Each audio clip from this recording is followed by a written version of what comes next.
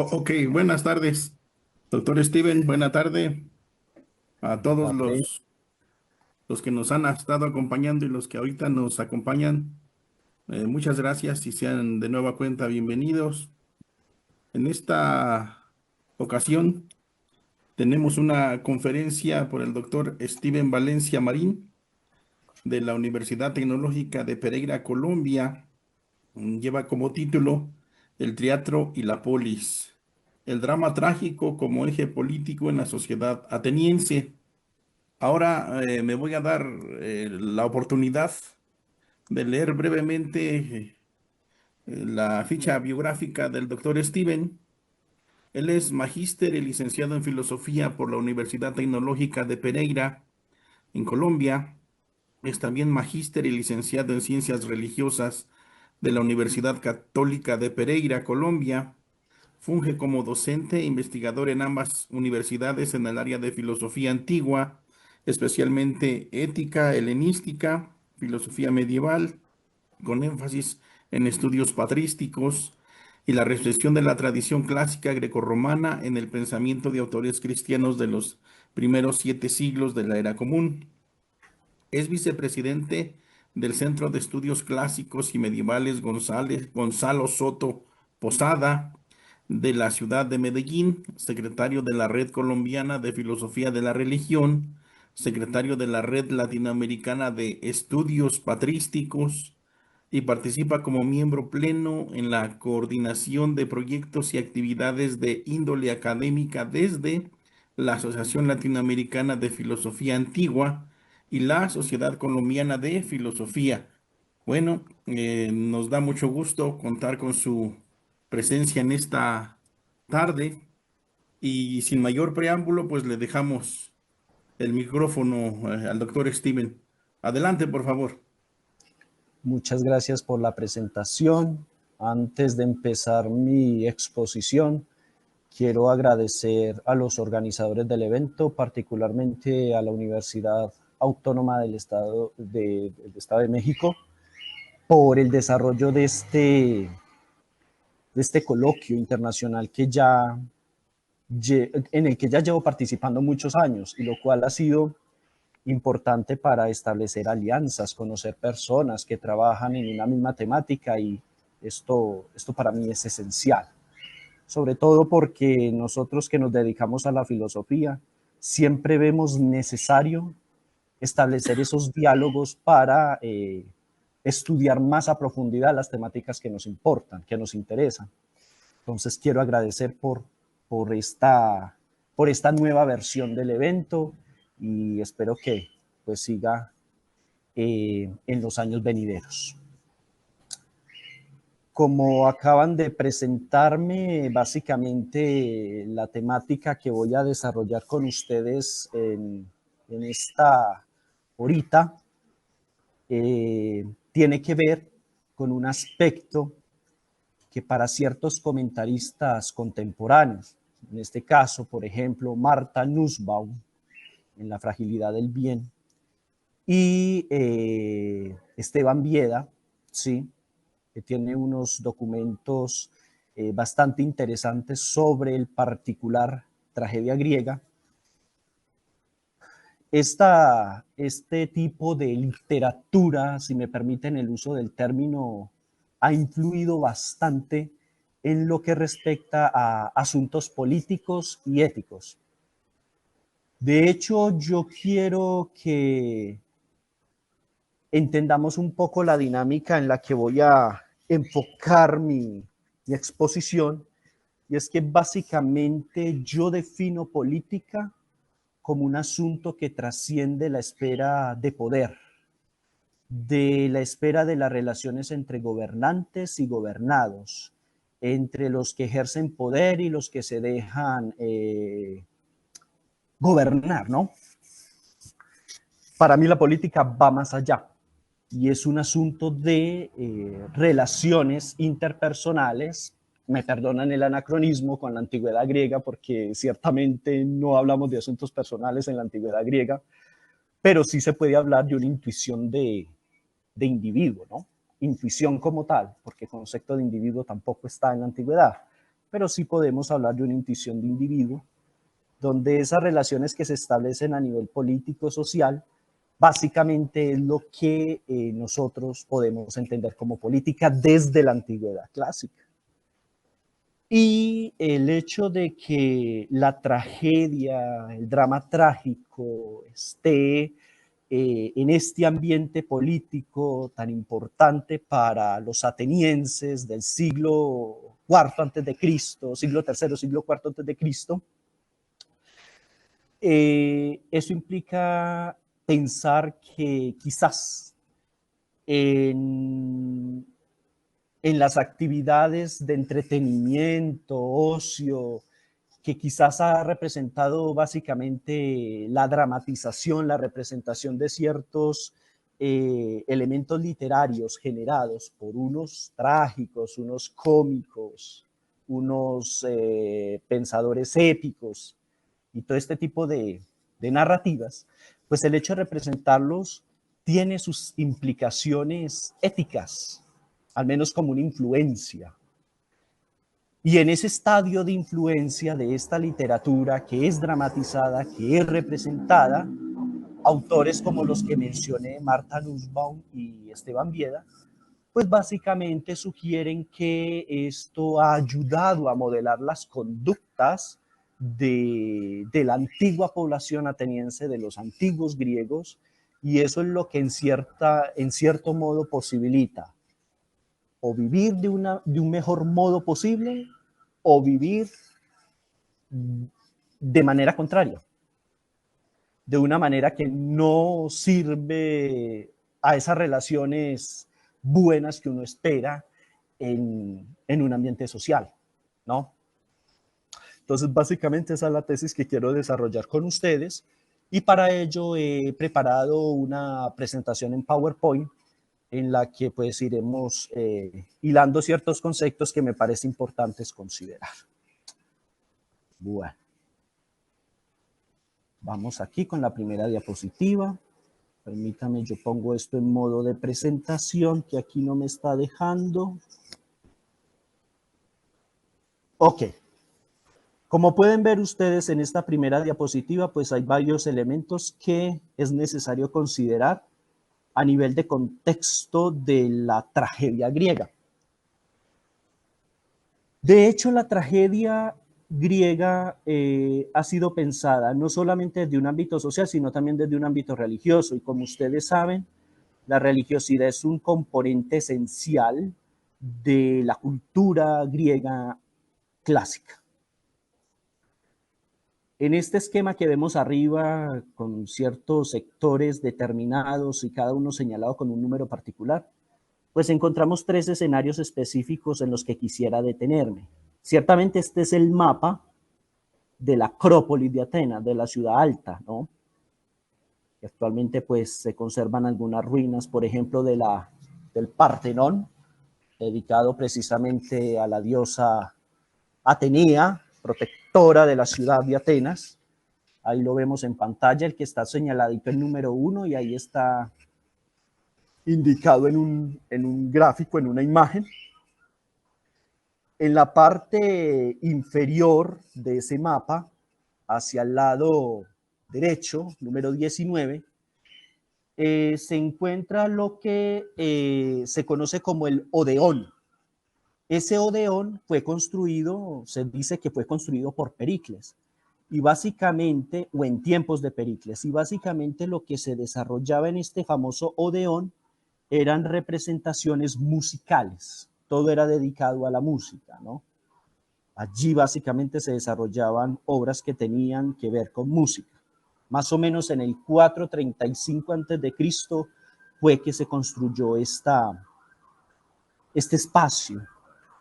Y a la izquierda de ese Odeón que está en el número 19, el número 18, es el famoso teatro, el teatro, donde allí pues se hacían las representaciones trágicas y como ustedes saben, la tragedia pues tiene como un enfoque importante el hecho de ser dedicado a una divinidad, que es Dionisos, ¿no? el dios de la vendimia, el dios de vino, el dios del vino. Eso es la importancia de la tragedia en cuanto al aspecto religioso. De hecho, esa forma de cono que tiene el teatro, pues obedece básicamente a una necesidad acústica para que los que estaban representando en su momento esas obras trágicas, ya sea las de Sófocles, las de Esquilo, las de Eurípides, pues pudieran ser escuchadas por todos los que asisten allí, ¿sí? Y en el fondo, allá en el fondo, lo que se ve como una estructura con varias ventanas, esa parte del teatro ahí atrás es lo que se conoce como la orquesta. La orquesta tiene que ver con el coro, ¿no? Que son las personas que en su momento tenían la función de cantar o de recitar todas aquellas partes que en las tragedias se refieren como coro, que eso está precisamente señalado por los mismos trágicos. Ya más aquí afuera está lo que es el proskenion, que básicamente el proskenion es ahí en la parte inferior, en toda la base de ese cono del teatro, que es básicamente el escenario donde los actores representan esa obra trágica, ¿no? Ese guión, si me permiten el uso del término, establecido por los mismos trágicos. Y ya lo que está en el fondo, eso es lo que se conoce como la escene o la escena, que es básicamente el telón de fondo, aunque eso ciertamente no tenía en la antigüedad lo que hoy significa la escena, porque hoy en día se hacen decoraciones y si de pronto la ambientación de la obra representa un paisaje, pues se monta un paisaje en el fondo, ¿no? En la antigüedad no era así, pero eso del fondo, esa pared del fondo es lo que se conoce como la escena, y ahí adelante de la escena está lo que es la orquesta, que es lo del coro, las personas que ejercen función de coro, y más adelante está el proskenion, que es donde los actores hacen sus representaciones. Bueno, continuando con esta presentación, paso a la siguiente diapositiva.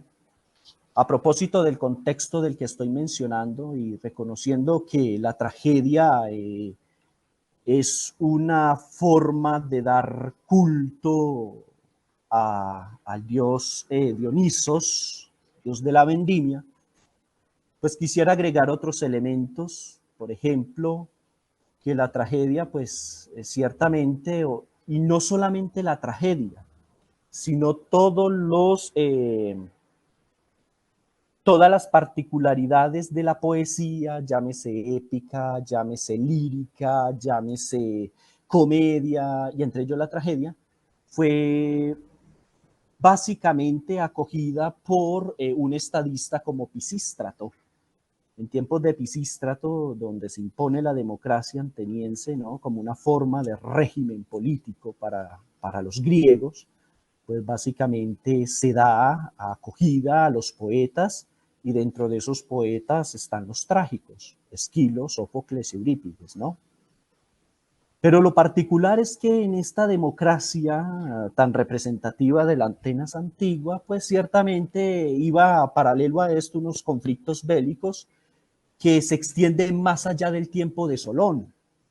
Solón es un demócrata por excelencia, pero ciertamente esta democracia estuvo permeada por una serie de conflictos que no solamente se establecieron en tiempos de Solón, al menos con lo que representó las guerras médicas en defensa de los territorios de la Hélade con respecto a Persia, que quería dominar, sino también en tiempos de la lucha que libró la Atenas junto con sus aliados a fin de retener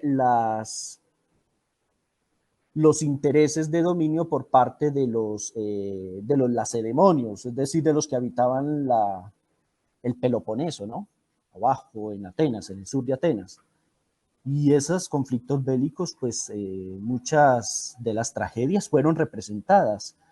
Uno puede decir que básicamente todo lo que es conflicto va a ser acogido por los tragediógrafos, nada más pensando los 7 contra persas, ¿sí? Los persas, y otras obras, por ejemplo, como Antígona, una mujer que tiene que luchar con unas ideas, unas normas establecidas por un rey, que por cierto es muy cercano a su familia, y pues ella pasa por alto esa normativa porque ella obedece más a las convicciones religiosas que a lo que la norma civil establece, ¿no? En este caso representada por un rey en el momento, ¿sí? Entonces, lo que es la tragedia siempre va a representar conflictos. Y además de eso, pues quisiera retomar un poco lo que significa el término tragedia, porque de hecho el análisis filológico que se hace el término como tragos, jodos, es decir, tragodiae o tragedias en plural, tragos tiene que ver eh,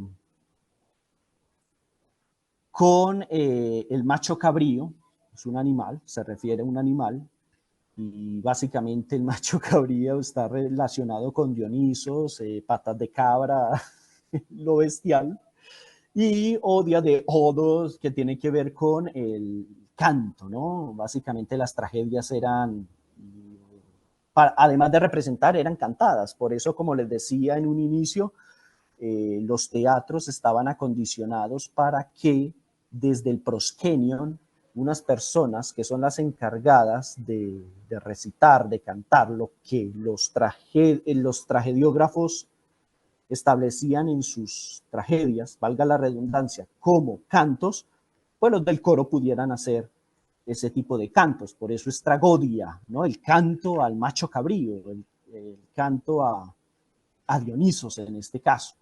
Y esas tragedias, pues ciertamente eran recitadas y además representadas o actuadas en honor, como les digo, al dios de la vendimia, a Dionisos.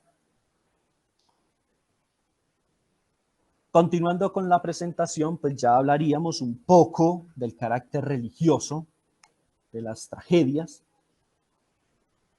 Y aquí pues ya hemos considerado que las tragedias más que lírica es una forma de dar culto a un dios, ¿sí? Y básicamente ese dios es Dionisos, ¿no? Pero no es gratuito que a Dioniso se lo asocie también con el asunto del éxtasis y el festejo y todo este tipo de cosas, y que básicamente eso también es acogido, ese tipo de noción del dios Dionisos como fiestero, divertido, ese tipo de caracterizaciones da a entender también de cómo la sociedad, a través de ese imaginario divino, lo acoge para sí, y por eso el teatro y las representaciones de las tragedias en el teatro eh, tienen ese tipo de objetivos, de recrear, de divertir a la gente, de sacarla de su estado corriente, digámoslo, en nuestros tiempos, como diríamos en nuestros tiempos, nos sacan de nuestro estado corriente laboral para descansar, para divertirnos. Eso es muy característico, por ejemplo, para hacer un paralelo con la época medieval, con el asunto de los carnavales. Los carnavales era una forma también de dar un poco de divertimento a la gente y de salirse de los esquemas rigurosos y formales que se establecían a nivel de labores, trabajos agrícolas, eh, actividades religiosas eclesiásticas de este momento, ¿sí? Y los carnavales básicamente en el periodo medieval surgen bajo este criterio. Lo mismo pasa con las tragedias, ¿no? Tragedias representadas que dan cabida básicamente al divertimento para la gente, pero ciertamente, como les referí al comienzo de mi presentación, esto va más allá de un simple divertimento, porque hay elementos que posibilitan entender que toda la narrativa de las tragedias, en cierto modo, lo que intentan provocar es una actuación ética, que eso va a estar representado pues a nivel de la política, de las relaciones con los demás, pero eso lo iremos viendo con detalle. Continuando entonces con el carácter religioso de la tragedia, tendríamos que decir, pues, que existe una relación con la diversión, además de la diversión con el entretenimiento y además de eso la fertilidad, ¿no? Y ciertamente, si recordemos un poco la tragedia de las bacantes de Eurípides, pues ahí hay una forma de entender un poco el origen de este dios Dionisos al que se le dedican las tragedias, ¿no? Eurípides en las bacantes, pues ciertamente las bacantes son aquellas figuras femeninas que están en pos del dios Dionisos. Y Ágave, pues ciertamente una de ellas pues es poseída por Dionisos, ¿no? Lo más interesante es que ciertamente tanto las bacantes como Ágave pues se introducen en la tarea de descuartizar a un rey llamado Penteo, que es el que básicamente no reconoce la divinidad de Dionisos. Dionisos pues es hijo de Sémele, sí, pero básicamente Penteo, como no reconoce la divinidad de Dionisos, entonces lo que son las bacantes y ágaves, pues descuartizan a este rey, ¿no? Y es muy particular porque más adelante veremos que incluso Dionisos, una de esas formas de concebir el origen de Dionisos o de dónde viene Dionisos o quién es Dionisos, la naturaleza de Dionisos, pues lo van a referir como una divinidad que también ha sido descuartizada, pero no me quiero adelantar a ese detalle porque lo comentaré más adelante. Pasamos entonces al siguiente criterio y es que hay que entender que las tragedias, pues además de un divertimento, lo que reproducen son eventos funestos, ¿no? Y un evento funesto tan particular como el que acabo de mencionar, en el que Penteo es destrozado, descuartizado por las bacantes y Ágave que van en pos de Dionisos, y que el mismo Penteo haya mandado a ordenar que descuartizaran a un Dionisos, pues mire que la cosa no suena muy linda, que digamos, muy bella, sino que básicamente se debe a una actuación un tanto conflictiva, una situación muy truculenta que no genera pues los mayores atractivos posibles, pero básicamente la tragedia representa todo este tipo de situaciones, ¿no? Y esas tragedias básicamente en sus narrativas van a generar un cierto tipo de emociones, un cierto tipo de sensaciones en sus oyentes que les posibilita hacer, como diría Aristóteles, catarsis, ¿no? Liberarse de conflictos internos para apropiarse de otros y de esa manera poder decir que además de divertimento, la poética, en este caso específico en la tragedia, llega a influir en el comportamiento de las personas, ¿sí? Por los cambios que eso puede generar. Una situación de injusticia, pues en el oyente puede representar una situación de no cometer eso mismo que se está representando en una tragedia, por decir cualquier cosa, ¿no? Pero eso lo vamos a ver con más detalle a continuación. Bueno, entonces retomando un poco lo que es el canto al macho cabrío, tragodia de tragos jodos de macho cabrío y de canto, vamos a referir estas cuatro características. Primero, que la tragedia es una dramatización, una escenificación de un conflicto. Ya lo indiqué en varias ocasiones. Y ciertamente estos conflictos son tomados tanto del contexto bélico que vive la Atenas del momento, la Hélade en el momento, o crisis de carácter común que son representadas por los trágicos. Ellos toman a los héroes, en este caso los consideran muy buenos, pero los héroes pasan por un cierto tipo de conflictos internos que los hace obrar de tal manera que puede escapársele de la mente de la gente el hecho de que los héroes pues no siempre son como muy buenos, que digamos, porque están poseídos por cierto tipo de como dijéramos, cierto tipo de espíritus o de estados de ánimo que influyen en sus formas anómalas de comportarse, ¿no? Y eso es representado por los trágicos. Ahora, respecto de esto, Aristóteles dice que básicamente lo que hace las tragedias es generar una afección en el oyente y de esa manera pues la persona que está viendo esas representaciones pues va a generar un estado de catarsis, es decir, liberarse de un conflicto interno, de tal manera que a partir de esto se pueden modelar cierto tipo de conductas.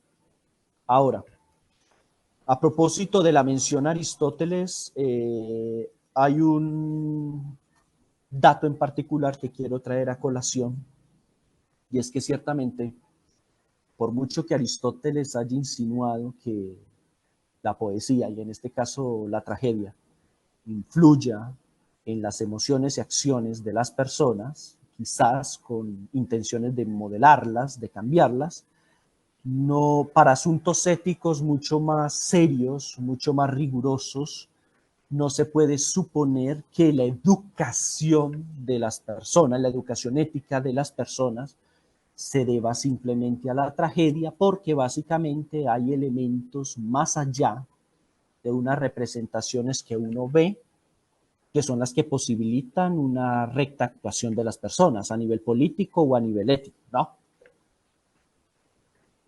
A esto me refiero con respecto a lo que dice Claudio Veloso en un artículo que se llama sobre los poetas y sobre los poetas en Aristóteles y la noción de catarsis. Es un texto que está en inglés, pero básicamente lo que hace Claudio Veloso es retomar las ideas, por ejemplo, de Stephen Halliwell y de Elizabeth Belfior, que básicamente ellos trabajan el asunto de las tragic pleasures, es decir, de los placeres de la tragedia. Pero lo que rescata Claudio Veloso es que Aristóteles en ningún momento tenía la intención de sugerir a quien leyera, por ejemplo, Poética de Aristóteles, donde está este asunto de la catarsis que produce la tragedia o la poesía en general. Aristóteles en ningún momento está refiriendo a la poesía como una única forma de modelar las conductas de las personas, porque moldear la conducta implica de un juicio sobre las emociones mismas, y los juicios sobre las emociones mismas, deliberar sobre las emociones mismas, la famosa prohairesis, que es un ejercicio reflexivo sobre las consecuencias y sobre lo que estoy haciendo bien o mal. Este tipo de ejercicios básicamente depende de la persona y no tanto de lo que pueda percibir exteriormente. Es un ejercicio interior, es un ejercicio individual, es un ejercicio que depende solamente de la persona.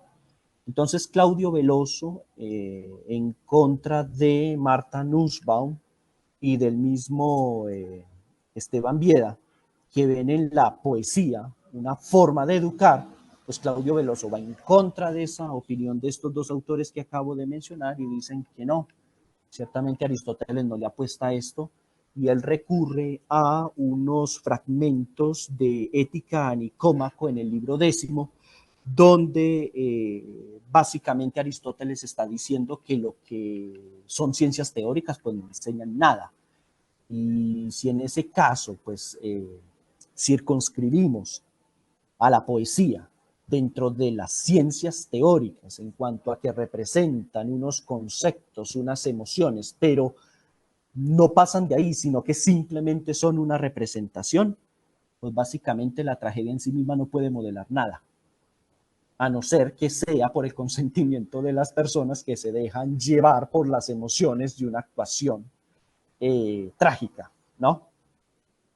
Y también Claudio Veloso usa un pasaje de política en el libro octavo, donde explícitamente dice Aristóteles que lo que es la música y lo que es la poesía tienen un valor ético, pero es limitado porque básicamente el asunto de la virtud, que corresponde a la ética, ese asunto de la virtud depende más del carácter prudente del hombre, de la capacidad deliberativa del ser humano que no se encuentra en cosas externas al mismo.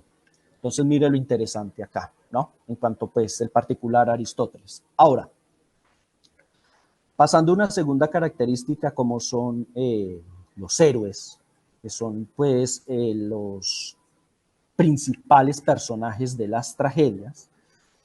Ciertamente a estos héroes se los representan con características superiores a las humanas, pero más allá de representarlos con características superiores, como les indicaba ahorita, pues para una persona que escucha tragedias en la antigua Atenas, pues un héroe es el mejor, el que se comporta de la mejor manera. Pero hemos notado que las tragedias representan básicamente todo lo contrario, ¿no? En algunos momentos, por ejemplo, en el caso de una tragedia como Hipólito, donde Eurípides relata que Fedra, poseída por el deseo de Eros y poseída pues en su amor total y desmedido por el mismo Hipólito, que es su hijastro, pues ella, al no ser atendida por el gusto y el deseo de, de Fedra, entonces Fedra toma reacciones violentas y eso mata al que sea. Entonces, mire lo particular de cómo se comporta aquí una fémina como Fedra que se deja poseer, ¿no? Y termina haciendo cosas indebidas, si me permiten el uso del término. Y otro caso particular puede ser el de Medea, ¿no? En la tragedia de Eurípides Medea, en la que ella, pues, poseída por también el deseo, ese eros, ¿no? Por el eros deseoso, vehemente, violento, ella obliga, ese deseo de Medea, la obliga a cometer eh, asesinatos en contra de sus hijos, sí, e incluso en contra de su marido, porque pues ella no encontró ningún resquicio de tranquilidad ahí. Entonces ella bajo el dominio de ese deseo, de esa efervescencia, terminó por acabar con la vida de sus consanguíneos. Esto es más o menos como una forma de ilustrar o de ejemplificar lo que representa los personajes de las tragedias, los héroes, en el ámbito literario de la poesía trágica, porque por mucho que el común piense que el héroe es el bueno, pues en la tragedia el héroe a veces no es tan bueno, termina dominado por cierto tipo de pasiones, ¿no? Y quizás también para el contexto de la antigüedad clásica, que tenían unos criterios para pensar a la mujer, como la mujer dada al hogar, una mujer prudente. En este momento estoy pensando en un Aristóteles que describe las cualidades de las mujeres, ¿no? En ese talante, en ese ideario, en ese ideal griego de la mujer. Pues básicamente aquí estamos viendo mujeres que se comportan de un modo distinto al ideal que se establecía en el momento con respecto a ellas mismas, ¿no? Entonces, debido a este tipo de situaciones, de estas contradicciones que generan las emociones fuertes, que no son analizadas, que sin criterio reflexivo toda persona se deja llevar por esas emociones, pues ciertamente Platón va a entrar a hacer una crítica en cuanto a la poesía. Ya ustedes mejor saben que yo en cuanto a que en República 3, ¿no? En el libro de República 3, y el mismo Aristóteles en la política, en el libro 8, pues ataca este tipo de situaciones porque dicen que eso no genera ningún bien, ningún criterio educativo para las personas que están siendo oyentes y están viendo unas representaciones de tragedias, porque lo único que están representando son acciones execrables. Entonces, en ese modo, los relatos trágicos son simples difusores de vicios y por lo tanto hay que evitarlos, ¿no? Y en esto, pues, Platón sí era muy enfático, al igual que Aristóteles. Lo cierto, queridos oyentes, en esta tarde, es que no solamente la literatura ha sido objeto de ataque por parte de los filósofos. Los filósofos como Aristóteles y Platón fueron críticos en cuanto a la forma poética de representar unas acciones viles por parte de los héroes o por parte de los personajes que están involucrados en la tragedia. Pero es que no solamente son los relatos, son también los instrumentos musicales. De hecho, si ustedes recuerdan, Platón critica el uso de la flauta, ¿no? El jaulos, la flauta, porque básicamente la flauta altera la armonía del alma. Eso es lo que se dice ahí, ¿no? Quita esa armonía del alma y por lo tanto le da más cabida a la flauta, a lo irracional, a lo emocional, a lo pasional, que a lo racional, que es donde debe controlarse este tipo de emociones para no generar traumatismos en el colectivo. En asuntos políticos, entonces, la tragedia no era muy bien considerada ni por Aristóteles, ni por Platón, ni mucho menos para, para aspectos éticos, ¿sí? Aunque sin embargo Aristóteles, como les decía ahorita, ha dicho que, en cierto modo, la poesía, en este caso la tragedia, genera un cierto tipo de afecciones que pueden ser un modo de modelar conductas, pero a nivel de ética no es una forma excelsa de indicar que la poesía educa, ¿no? Educa a los politai, a los ciudadanos. Una tercera característica de la tragedia es que básicamente, pues en estas tragedias, en estas narraciones, sobresalen peripecias, ¿no? Hay conflictos, hay situaciones difíciles, hay situaciones contradictorias que en cierto modo hacen pensar un poco por qué se sufre o si eso que están sufriendo los personajes lo merecían o no lo merecían.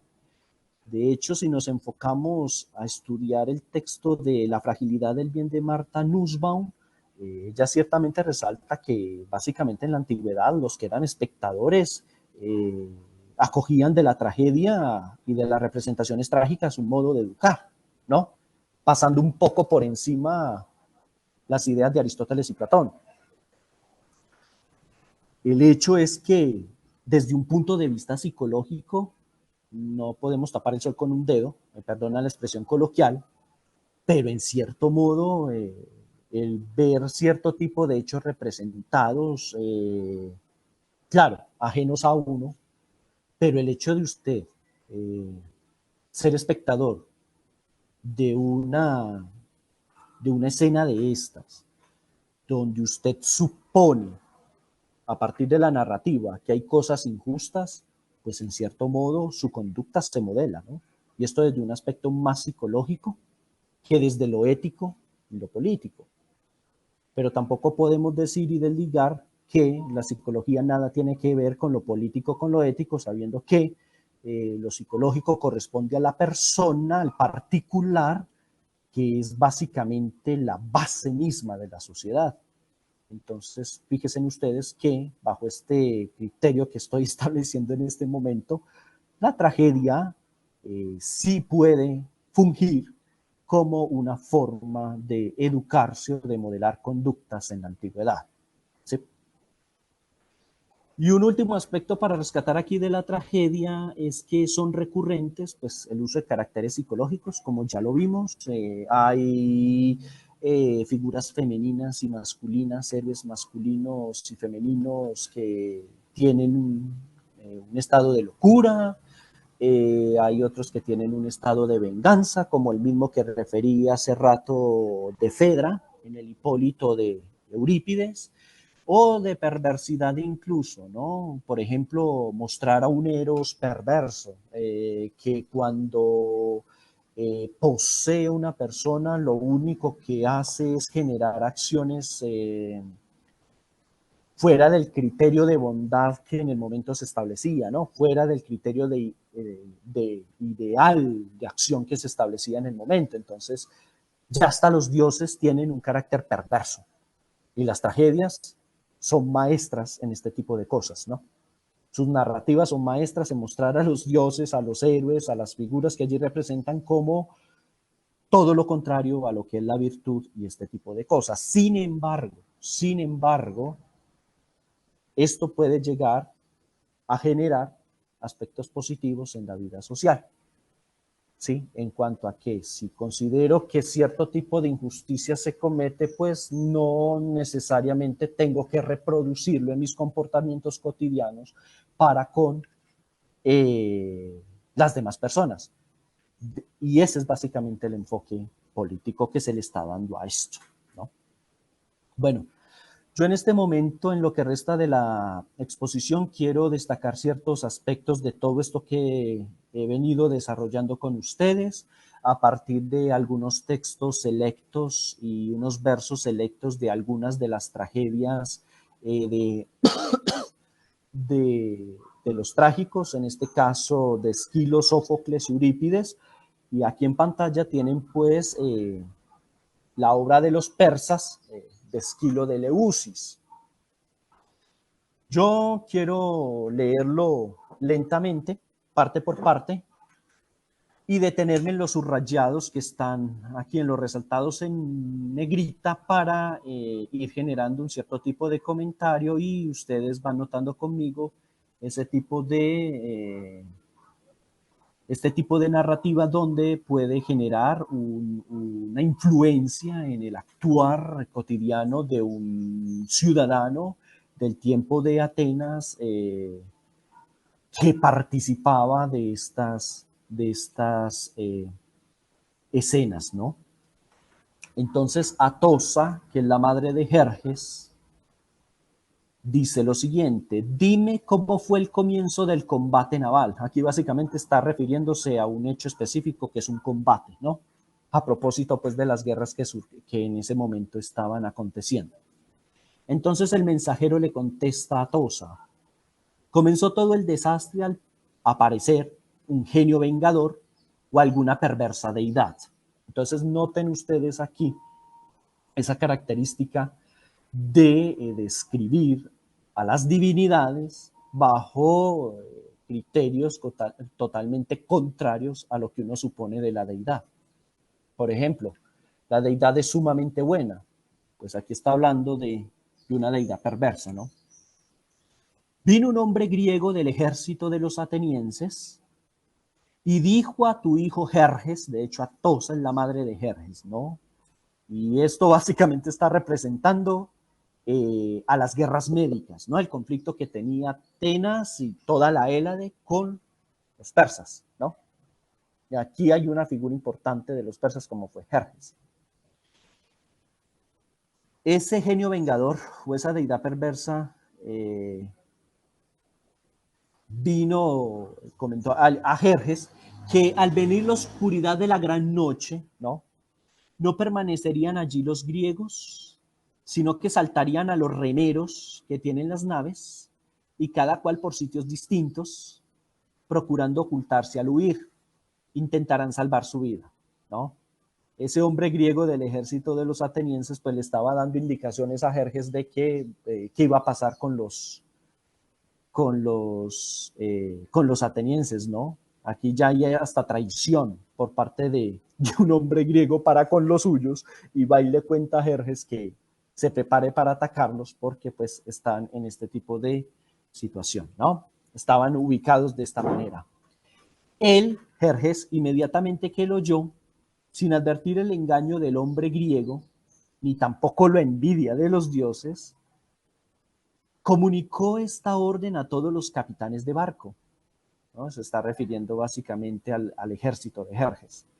Cuando deje el sol de alumbrar con sus rayos la tierra, Jerjes está diciendo, cuando deje de alumbrar el sol con sus rayos la tierra, formarán en 3 líneas el grueso de la escuadra con el fin de evitar la salida de los barcos enemigos, ¿no? En este caso, los barcos de los atenienses. Tan graves órdenes dio Jerjes al dejarse llevar de su corazón confiado en exceso. El exe carpegipo eutimu frenos.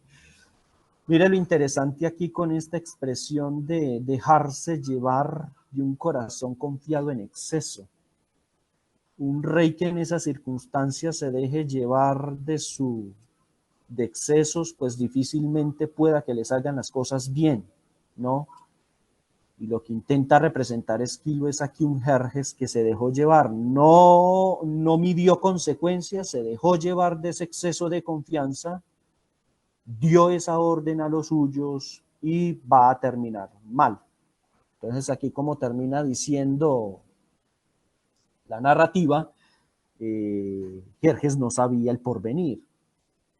Y continúa diciendo Esquilo, la noche avanzaba, pero la escuadra griega no hacía una salida furtiva por ningún lado. Pero después de que el día radiante ocupó con su luz la tierra, un canto, un clamor, a manera de himno procedente del lado de los griegos, profirió expresiones de buenos augurios. Entonces mira lo que va a pasar con los pobres persas. El terror hizo presa en los bárbaros, está refiriendo a los persas, phobos, barbarois, paren, defraudados en sus esperanzas, pues no decían los griegos el pean, preludio de huida, sino como quienes van a combate.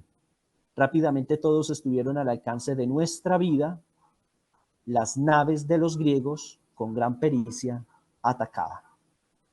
Esto pues es tomado de los versos del 352 al 429. Y básicamente pues Jerjes tuvo la culpa por haberse confiado en exceso y terminaron, perdiendo. No, eso es lo que relata en este momento, lo que les traigo a colación, este fragmento de los persas de Esquilo. Tenemos otra que mencioné, que es Antígona, tragedia de Sófocles de Colonos, donde Antígona le pregunta a Creonte, ¿pretendes algo más que darme muerte una vez que me apresaste? Básicamente esto fue después de que Antígona decidió ir en contra del dictamen de Creonte, que era el rey, y él le dio entierro a su hermano Polinices, ¿no? Tenía un hermano Eteocles y Polinices, y resulta que uno de ellos pues estuvo en el bando contrario, lo mataron, y debido a esas circunstancias pues el rey dictaminó que no se le diera muerte a un enemigo del pueblo, y en esa medida Antígona pues le pudo más los sentimientos de hermana que la ley establecida por Creonte, y fue y enterró a su hermana, a pesar de que Creonte haya establecido que no podía enterrar a su hermano porque era un enemigo de su pueblo. Entonces Antígona, Creonte responde, yo nada, con esto lo tengo todo, ¿no? Después de que la apresó y pretende darle muerte. Antígona responde, ¿qué te hace vacilar en ese caso? Porque a mí de tus palabras nada me es grato, del mismo modo que a ti te desagradan las mías. Sin embargo, ¿dónde hubiera podido obtener más fama gloriosa que depositando a mi propio hermano en una sepultura? Se podría decir que esto complace a los presentes. Tautois tutto passin hadanein legoite am, ¿no? Básicamente esto es una forma de presentarse a Creonte de una manera altanera, uno lo puede decir, pero ella está obedeciendo a sus propias convicciones, ¿no? Si el temor no le estuviera paralizada la lengua. De hecho, ella jura en este momento que está hablando, ella puede decir y podemos inferir que ella jura que lo que está haciendo está bien. Lo que pasa es que los que están presentes en esa sentencia que le están haciendo a Antígona, pues los demás no van a decir nada porque tienen miedo, sino también los matan. Pero ella dice y confía en que su forma de actuar es aplaudida o es alabada por los que la están escuchando. Lo que pasa es que ellos no se atreven a decir nada porque también los matan. Entonces continúa diciendo Antígona: a la tiranía le va bien en muchas otras cosas y sobre todo le es posible obrar y decir lo que quiere. Claro, porque en la tiranía todo se ofrece es a lo de temor, ¿no? Puro temor, puro phobos. Y pues eso le queda más fácil a los tiranos controlar, ¿no? Kasextin hautedran legein te habuletai. Hacer lo que quieren, ¿no? Creonte dice: tú eres la única de los cadmeos que piensa tal cosa. De hecho, esta población de los cadmeos, pues viene, como ustedes saben, tienen orígenes bastante interesantes, y es que ellos apelan a cierto tipo de fundadores de sus pueblos, de sus estados. Y básicamente los cadmeos, el pueblo de Cadmea, pues fue fundado por Cadmo, ¿no? Personaje bastante importante dentro de la literatura mitológica. Antígona dice lo siguiente: estos también lo ven, pero cierran la boca ante ti. Y entonces Creonte le pregunta: ¿y no te avergüenzas de pensar de distinta manera de ellos? Y Antígona le responde: no considero en nada vergonzoso honrar a los hermanos. Claro, porque lo que le estaba reclamando Creonte a Antígona era por qué enterró a su hermano, que era un traidor, para con el pueblo cadmeo, ¿no? Creonte pregunta: ¿no era también hermano el que murió de otro lado? ¿Y cómo es que honras a este con impío agradecimiento? Creonte le está reclamando a Antígona. Y Antígona le responde: no era un siervo, sino su hermano el muerto. Hades desea leyes iguales. Entonces mire aquí lo interesante, y es que Antígona recurre a una divinidad para darle justificación a lo que hizo, a su transgresión con la ley impuesta por Creonte. Hades tus nomus tutus potei. Hades desea leyes iguales, ¿no? Esas numus tutos. Bastante interesante esto. Y dice Creonte: pero no que el bueno obtenga lo mismo que el malvado. Hukokretos tokako la genisos. Básicamente Polinices malvado, ¿no? Antígona dice: ¿quién sabe si estas cosas allá abajo son piadosas? Es una forma de refutarle a Creonte, como mujer que era ante un rey, de refutarle su normativa, sus leyes, que básicamente primaba las convicciones religiosas, no tanto religiosas, sino también cuestiones de sentimiento por la familia, ¿no? Que no podían ser transgredidas. Esto, para algunos autores e intérpretes de Antígona, dirían que básicamente es una forma de expresar trágicamente lo que es el conflicto entre la ley natural y la ley positiva. La ley positiva, ley establecida por un gobernante, por unos regentes de una nación, y la ley natural, pues son las convicciones que pertenecen a cada uno, en el orden moral y en el orden ético. Pero bueno, para avanzar un poco más, aquí tenemos un último ejemplo, que es la tragedia de las bacantes de Eurípides, que le mencionaba hace rato atrás, que expresa básicamente el origen de Dionisos. ¿De dónde viene Dionisos? Entonces, aquí la figura de un servidor dice: Penteo, que es el rey, ¿no? Aquí estamos después de haber cazado esta presa por la que nos enviaste.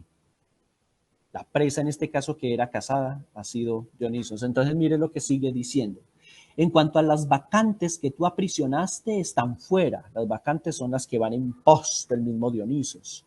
Este varón viene desbordante de milagros numerosos a esta tierra de Tebas. Está hablando de Dionisos, ¿no? Y aquí lo presentan de manera bastante particular, porque hablan de Dionisos como un varón milagroso, ¿no? Muy milagroso. Entonces, me devuelvo acá. Penteo dice: suelten sus brazos, pues una vez que está en mis redes, no tan rápido puede escaparse. ¿De dónde traes esos ritos a Grecia? Le pregunta Penteo a Dionisos. ¿Esos ritos tuyos qué forma tienen? Entonces Dionisos dice, es ilícito decirlo ante los no iniciados, Jarreteje y Deina y Brotón, ¿no? Básicamente aquí estamos hablando de unos ritos, de unas formas de relacionarse con los dioses, de unas prácticas religiosas que pues ciertamente no pueden ser comunicadas a una persona que no los va a entender, aunque se los comunique no los entiende. Entonces Penteo le pregunta, ¿qué beneficios aportan a los que practican esas prácticas, valga la redundancia? Dioniso responde, no está permitido oírlo, son iniciados, no está permitido, eso está oculto, porque no se va a entender. Juthemis acusai. Penteo le sigue diciendo, buen truco ese, ¿con qué lo amañas? ¿No? Él sigue insistiendo, Penteo quiere saber de qué misterios se tratan estos, cuáles son esas prácticas religiosas que no pueden ser comunicadas. Pero Penteo no hace caso, Dioniso sigue diciendo, los misterios del Dios aborrecen a quien ejercita impiedad alguna. Y de hecho, me atrevería a decir que la impiedad aquí se representa a través del hecho de seguir preguntando sobre algo que inicialmente se dijo que no se podía conocer. O sea, este también es un límite por lo que puede ser conocido. Y si ya hay un límite, ¿por qué seguir insistiendo sobre eso que no se puede conocer, no? ¿Por qué insistir? ¿Por qué no reconoce su límite? Entonces yo creo que esto tiene algún estilo de crítica a la soberbia, si lo ponemos en esos términos, en cuanto a aquel que quiere insistir sobre algo que no puede sobrepasar. Ese es el límite y no lo puede atentar, ¿no? Porque lo mismo que pasa con las leyes cuando se establecen, ¿no? Asebeyan askunte horgi et hairei teu. Me parece interesante este término horgi, en el que se traduce misterios, porque de hecho es muy común asociar a Dionisos con orgías, pero yo creo que a nivel filológico no es la orgía que estamos acostumbrados a pensar hoy en día como mucha gente teniendo sexo. Me perdonan el término de expresión tan burdo, ¿no? De hecho, orgí tiene que ver con cultos mistéricos, ¿no? Con cosas de élite, ¿no? Que es conocido por unos pocos, que no puede ser conocido por muchos. A eso se refiere la orgía en este caso, que no necesariamente tienen que ver con que muchos tengan relaciones sexuales, indiscriminadamente, ¿no? Eso es lo particular de esto. Entonces Penteo continúa preguntándole a Dionisos, ¿esas ceremonias las celebras de noche o de día? Y Dioniso responde, la mayoría de noche. La oscuridad tiene carácter venerable. Aquí la oscuridad tiene algún carácter sagrado. No, que es la que posibilita este tipo de prácticas ocultas que aquí no está y no las va a decir en ningún momento el mismo Dionisos, por las cuales Penteo está preguntando. Entonces Penteo le dice a Dionisos, esa es engañosa y corruptora para las mujeres, claro, porque la oscuridad, pues cualquiera haría cualquier cosa, ¿no? Cualquier persona hace cualquier cosa. Entonces puede que dentro de en la oscuridad misma, en la noche, pues haya cierto tipo de acciones que se vuelven corruptas, viciosas.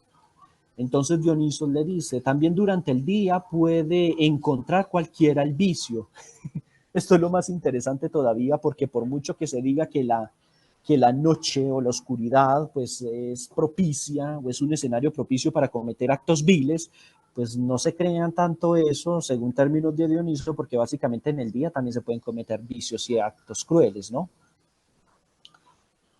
Básicamente esta tragedia nos está diciendo que aquello que se ha caracterizado de alguna manera o de alguna forma y se ha establecido así socialmente, pues puede resultar siendo todo lo contrario porque en otro tipo de circunstancias se pueden generar actos que la sociedad no considera correctos.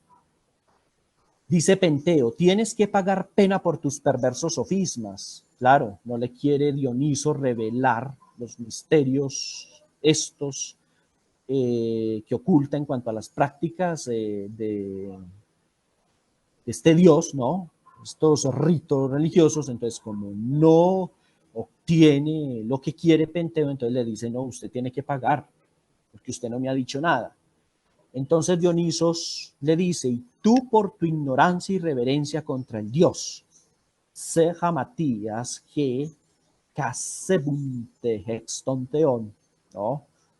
La ignorancia, la amatía de Penteo lo va a llevar pues también a un fin que no es bueno con respecto a la divinidad, ¿no? Un castigo. Sin duda sobre ti, en pago de los ultrajes, caerá Dioniso cuya existencia niegas. Básicamente el hecho de que Penteo se haya puesto a la defensiva queriendo interrogar al mismo Dioniso sobre la naturaleza de esas prácticas que defienden, pues ya en sí mismo es una impiedad, ¿no? Es una acebeia, y la impiedad con respecto a Dionisos, pues ya es negación misma de esa existencia de este Dios. Netheisi Dionisos se hom legeis. Al hacernos injusticia a nosotros, tanto a las vacantes como a este mismo Dionisos, pues estás eh, injuriando al mismo Dios. Entonces, mire lo interesante de estos versos del 4:35 al 5:15 de las vacantes de Eurípides. Bueno, para terminar voy a dar unas conclusiones porque creo que se nos alargó el tiempo. Las leeré rápido. Las tragedias, como cuestionan la autoridad y el poder, también pueden desafiar las normas sociales establecidas, lo que implica postular actitudes críticas en cuanto a cuestiones éticas y políticas. Eso ya lo hemos visto bastante y lo he referido básicamente en el ejemplo de Antígona, de la tragedia de Antígona. El teatro en la antigua Grecia y sus prácticas dramáticas actuaban como un punto de convergencia, de hilación, de vinculación, de cohesión para el colectivo a manera de entretenimiento, pero también no solamente es una cuestión de entretenimiento, reproducían eventos psíquicos y sociales que son susceptibles de reflexión. Una mente analítica que vaya y presencia este tipo de cosas, así como lo hizo Platón, hasta el punto de decir, no, eso no sirve para la política ni para la educación de los ciudadanos, como hizo Aristóteles, no, ese tipo de poesía no sirve para la política ni la ética de los ciudadanos, pues también algunos quizás hayan dicho que posiblemente esas representaciones puedan generar un impacto positivo en las acciones de los ciudadanos.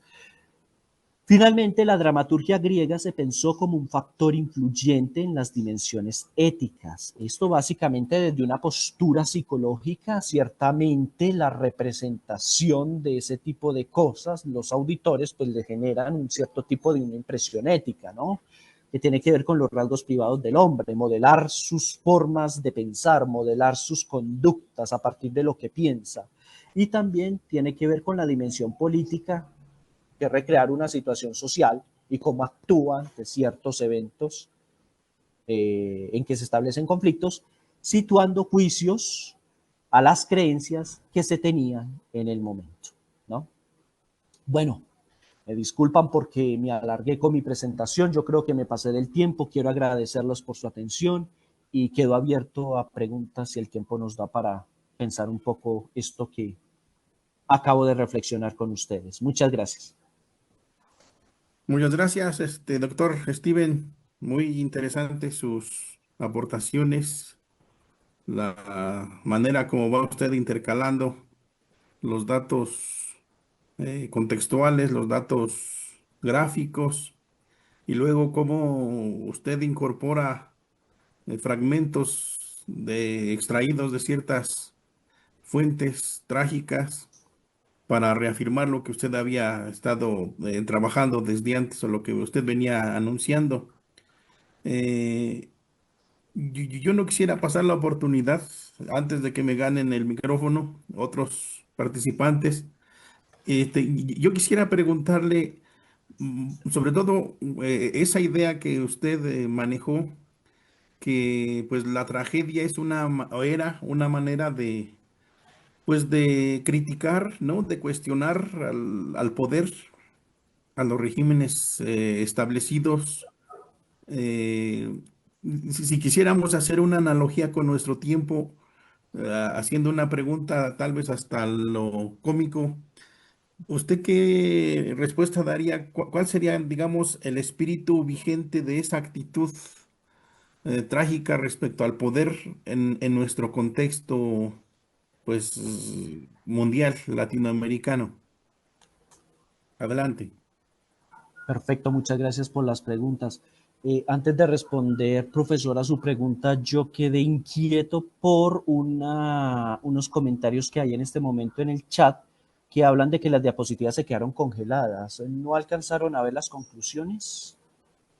No, se quedó en la primera Ah, diapositiva, qué donde lástima. estaba el esquema del teatro y todo eso. Ah, qué lástima. Qué lástima porque me hubiera gustado que vieran pues todas las diapositivas, pero bueno, no importa. Seguramente atendieron a lo que, a lo que hablé. Pero bueno, entrando en materia entonces con respecto a su pregunta, profesor, sí, yo pienso que en la actualidad hay una forma, tiene una resonancia esa forma de crítica que antiguamente la tragedia hizo para con el status quo de su momento. Me hace pensar, por ejemplo, en cuestiones tan simples como las caricaturas que a veces se vuelven un tanto sarcásticas para con ciertas eventualidades sociales. No es gratuito, por ejemplo, que a nivel de estética el pop art, por ejemplo, del siglo XX, poner un ejemplo, no, el pop art representaba cierto tipo de eventualidades sociales, por ejemplo, las guerras mundiales las reproducían ahí gráficamente y a raíz de eso pues establecían sus juicios críticos. Es también muy particular que, por ejemplo, en la actualidad los memes, no sé si ustedes conocen el término meme, nosotros lo conocemos como memes, que regularmente suben en las redes sociales y todo eso, eh, y que a partir de un hecho social cualquiera lo están reproduciendo, pero de cierta manera cómica están diciendo algo como injuriando una situación que se presentó ahí, de esa manera se está haciendo una crítica. Yo digo que todo este tipo de escenarios ha posibilitado ese ejercicio, y no solamente a nivel social, sino también social y bajo a ciertos estereotipos sociales. Yo qué sé, por ejemplo, cuestiones religiosas, en cuanto a los conflictos que existe todavía entre la gente, por decir cualquier cosa, entre el conflicto que hay en la Iglesia Católica por casar o no casar homosexuales. Yo, a las personas homosexuales, yo de eso sí que tuve que mirar bastante porque a mí me llegaban ese tipo de comentarios. Y no solamente eso, sino también a nivel de política. Por ejemplo, actualmente en Colombia estamos, todos los ciudadanos estamos pasando por circunstancias difíciles, sobre todo por la polarización que se ha vivido, ultraderecha, ultraizquierda, aquí no se sabe quién es quién, entonces unos pelean contra otros, y a raíz de eso hay muchos caricaturistas que trabajan para revistas importantes de Colombia que hacen sus críticas a partir de caricaturas, unas cosas muy simples, y hacen sus críticas a eso, se burlan de eso, pero es una forma de alertar y de hacer reaccionar a la gente de que, hombre, cambien de pensamiento, la política no está para eso. Yo creo que eso sí, sí, la pregunta que usted me hace, profesor, es bastante importante y, por supuesto, tiene resonancias a partir de los ejemplos que le acabo de referir. No sé, profesor, si con eso contesto su pregunta. Sí, sí, es suficiente. Vamos a pasar el micrófono a alguien más que quiera participar haciendo un comentario, una pregunta al profesor Steven.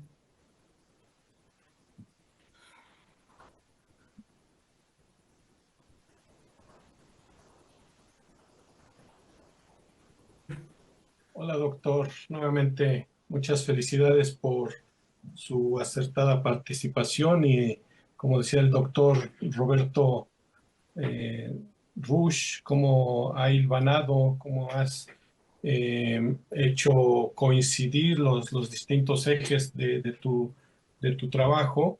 Me gustaría tratar de plantear un tema que sí tocaste, pero que a mí me ha llamado mucho la atención desde hace unos 20 años más o menos, ¿no? Que di con el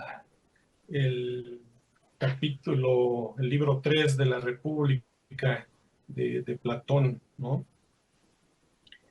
Me llama mucho la atención esta idea de cómo el teatro es el lugar en donde se vinculan, eh, donde confluyen los objetivos de la polis precisamente para revisar, para reflexionar, para pensar sobre la problemática de la misma ciudad y cómo en el teatro se retoma la imagen de Dionisos, que es en la que te enfocaste, y pienso colateralmente un poco en Nietzsche, en donde integra a Apolo, ¿no? Un poco para dar eso. Esto solamente como un comentario así que surge en este momento. Y entonces percibo que en el teatro, cuando se hace presente la imagen de Dionisos, que es un dios vagabundo, que es un dios que no se está quieto en ningún lugar, eh, pues aparecen, aparece la democracia, precisamente, aparece también el destino como uno de los temas necesarios de la cultura griega, aparece la tensión, este estado afectivo, este estado anímico interno del hombre por saber que su destino está determinado por los dioses y que no puede omitir eh, hacer frente a él. Los carnavales, también me llamó mucho la atención esto, lo de los carnavales, la vida nómada, habíamos comentado, y cómo Penteo es destrozado por las bacantes. Yo percibo que los autores trágicos son bastante acertados en cómo quieren, cómo implementan la tragedia para reflexionar sobre sus dilemas, sobre sus problemas más urgentes.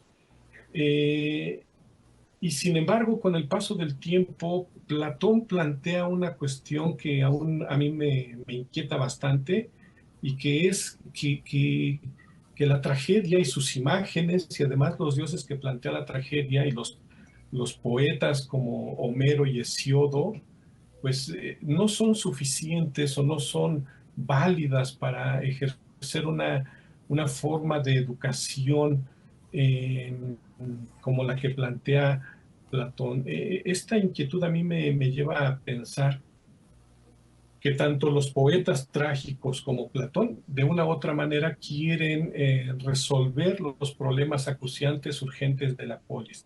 Sin embargo, Platón tiende más hacia el universo pitagórico, tiende más hacia el universo de Parménides, me parece, y tiende más hacia pues esta cuestión en donde la verdad tiene que ser ya libre de toda suciedad, por decir algo, de todo rito sanguinolento, de todo sacrificio.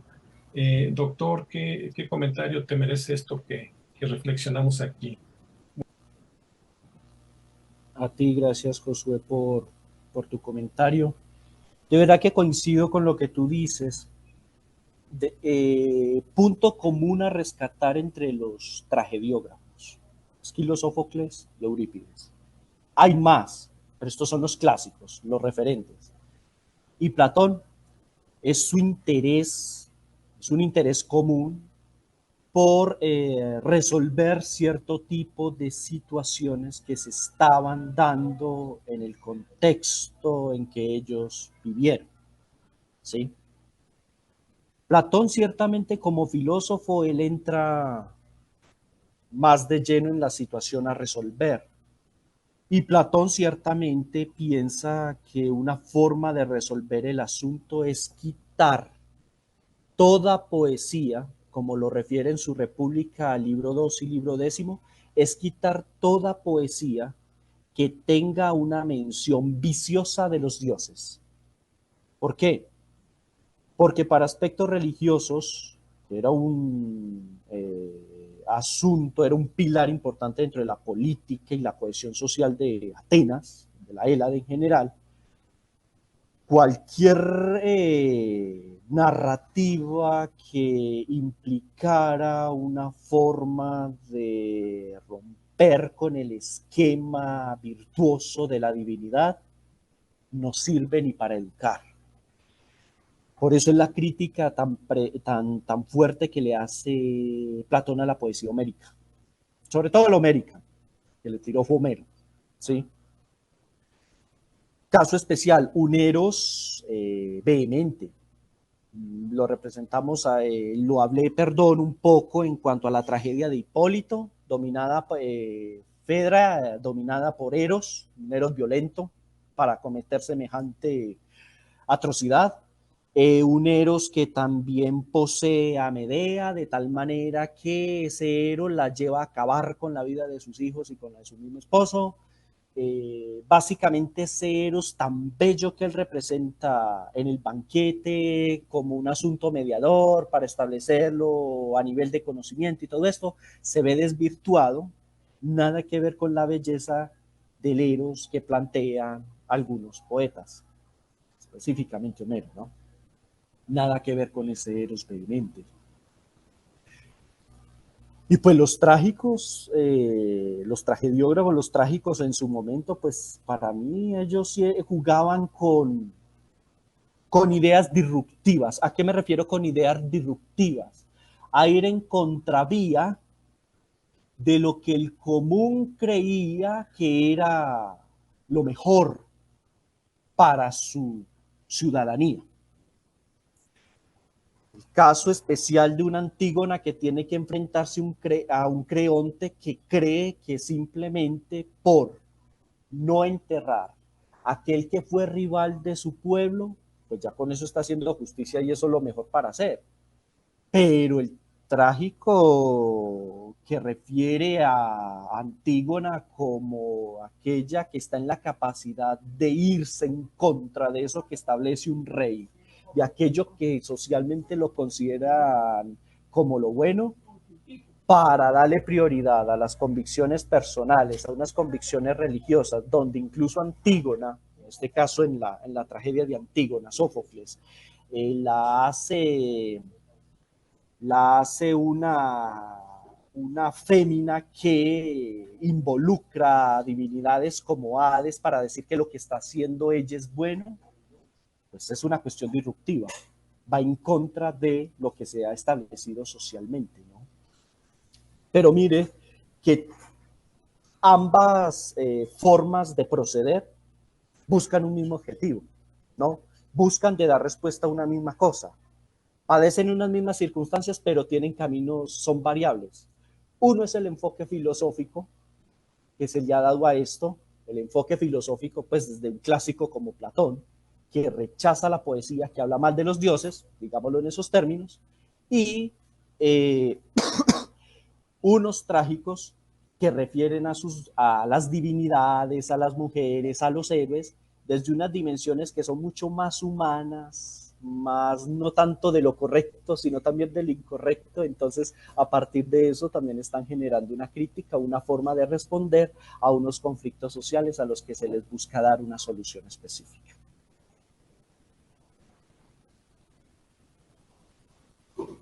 Gracias, doctor. Hay una pregunta en el chat, se la leo. Dice, lo manda Erika. Bueno, dice, yo quisiera agradecer la charla y agregar que lo que comenta el doctor sobre las obras como recursos didácticos del sistema tienen todo el sentido, ya que los dramas se elegían mediante concurso. Es decir, un jurado designaba a los pertinentes para ser representados a público. Ninguno de los sobrevivientes existe por casualidad. Quedaría ver cuáles otros se hicieron que nos hemos podido conocer, que no hemos podido conocer hasta ahora. ¿Te podría decir algo? De hecho, a propósito del comentario que nos hace Erika, es cierto, porque, por ejemplo, hay obras bueno, regularmente las tragedias, por ejemplo, Sófocles, hay obras, por ejemplo, el Prometeo, eh, que ciertamente el Prometeo encadenado ha sido una serie de trilogías, pero esas trilogías no han sobrevivido. Si mucho sobrevive, perdón, una sola obra. Quizás, no me atrevería a decirlo, pero quizás esas obras que no han llegado a nosotros son las que prácticamente han sido desestimadas para un tipo de representación a público, como fueron las tragedias, algunas tragedias, ¿no?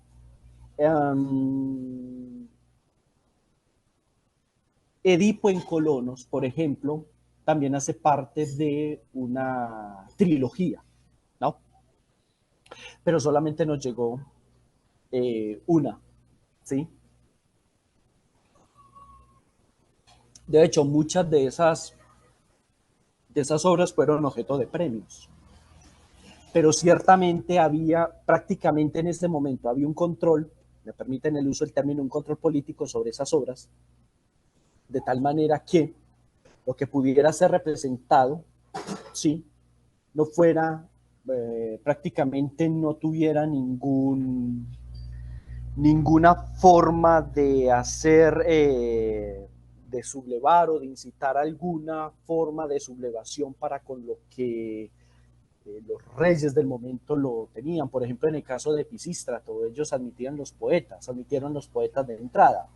Muy contrario a lo que, por ejemplo, Platón diría, que es que hay que limitar la poesía simplemente porque a nivel de política y de leyes, pues no es que sirva mucho presentar a un dios, una divinidad que hace todo lo contrario al ideal social que todo mundo debería seguir, que es practicar el bien, actuar en virtud.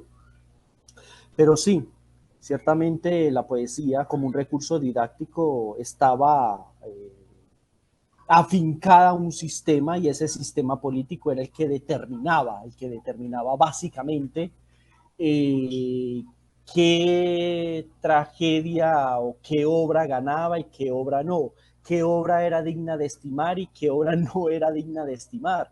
Y esto era dado también a elección de los que eran espectadores en su momento.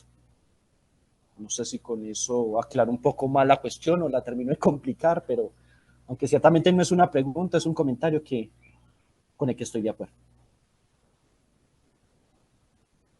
Gracias, doctor Steven.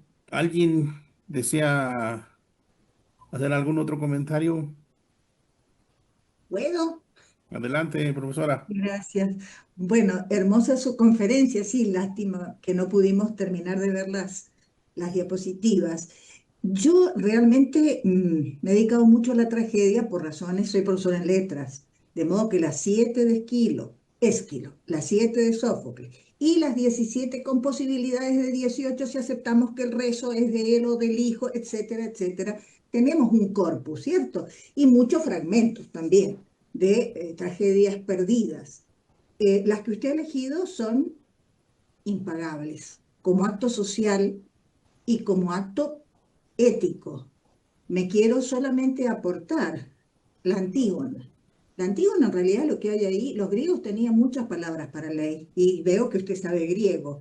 Nomos, Creonte acepta y defiende el nomos, pero Antígona defiende la themis, que es la ley divina acuñada en lo inmutable. Después estaban los sefísmatas, que eran los decretos, y después estaban, por supuesto, los remas o resis, que eran las leyes oraculares.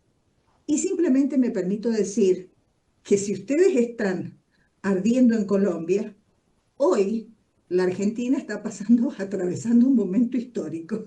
Lo dejo ahí, pero me alegra que Mendoza sea más tranquila, porque el centro de Buenos Aires está ardiendo. Gracias, profesor. Profesora Elia, muchas gracias por su comentario. Qué bueno verla. Muchas gracias, nos da gusto que pues haya público y que podamos al menos saludarnos. Pues, antes de cerrar, no sé si hay alguna otra pregunta del público, alguna inquietud, algo más que quiere usted agregar, profesor, antes de concluir la mesa, bueno, más bien su participación. No, pues con respecto a lo que hemos tratado aquí, siempre se ha pensado, como para concluir, siempre se ha pensado, y eso es una pregunta que a nosotros los estudiosos de la antigüedad griega se nos ha hecho. Hay muchos artículos sobre eso, pero como dicen por ahí, es que en filosofía no hay respuestas definitivas, entonces siempre hay que volver sobre la misma pregunta para darle una respuesta distinta a lo que otros ya dijeron. Eso es lo interesante de la filosofía, no hay respuestas acabadas. ¿Sí? Y resulta que siempre que volvemos a la antigüedad, estudiamos autores clásicos como Platón, como Aristóteles, o unos filósofos helenísticos como Epicuro, Zenón de Sitio, Marco Aurelio, Cicerón, un sinnúmero de filósofos, siempre se nos pregunta ¿y cuál es la necesidad o cuál es la actualidad de volver, de traer un autor de la antigüedad y qué es lo que nos está diciendo en este momento? Y básicamente pensando la temática de la tragedia, tal y como la desarrollé en esta videoconferencia para este coloquio internacional sobre estudios griegos,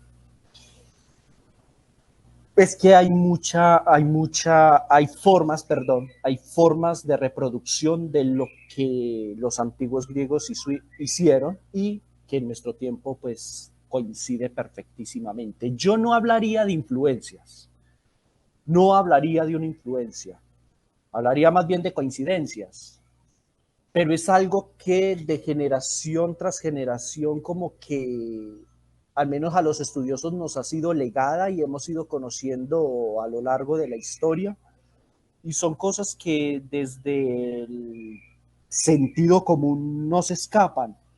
El hecho mismo de tener que hacer, por ejemplo, comedia de una situación tan cruel, por ejemplo, como el asesinato de un político, o el hecho de tener que hacer comedia de una situación, por ejemplo, criticando a unos fundamentalistas religiosos porque hicieron una cosa aquí, entonces vamos a hacer comedia de eso, sabiendo que eso afectó a mucha gente, no es un asunto para divertimento. Pero yo pienso que esto mismo que estamos viviendo en la actualidad es lo mismo que hicieron los antiguos. Y si actualidades o a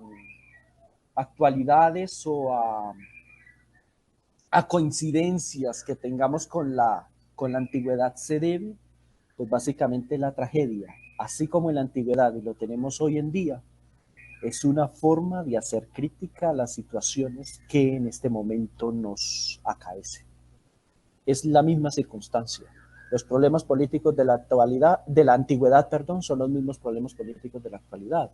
La gente se mata, no se pueden definir, hay situaciones polarizadas, tenemos sistemas partidistas, multipartidistas, digámoslo en esos términos. Eso hace una democracia, eso es lo que defendemos nosotros como democracia, pero no hemos sabido convivir con la pluralidad. Y eso es un gran problema, que los antiguos lo vivieron y que nosotros también lo vivimos. Entonces, los problemas de la antigüedad son los mismos de nuestro tiempo. ¿Y qué más que la tragedia? Hoy hacemos comedia de todo lo que pasa a nuestro alrededor, pero antiguamente la tragedia era la forma de hacer resaltar unos problemas que necesitaban de urgente atención. Pues muchas gracias, doctor Steven. Esperemos que no sea la última vez que nos encontremos por estos canales, sino que haya muchas otras oportunidades de volver a coincidir. Y pues le agradecemos su participación. Ya por medio electrónico se le hará llegar su constancia. Estamos llegando justamente al tiempo exacto. Nos falta un minuto para concluir. Y pues a los que nos escuchan y los que están aquí presentes les pedimos que no se desconecten porque viene la tercera mesa de debate acerca de los griegos y el teatro. Bueno, muchas gracias, doctor. Y hasta la vista. Muchas gracias a ustedes.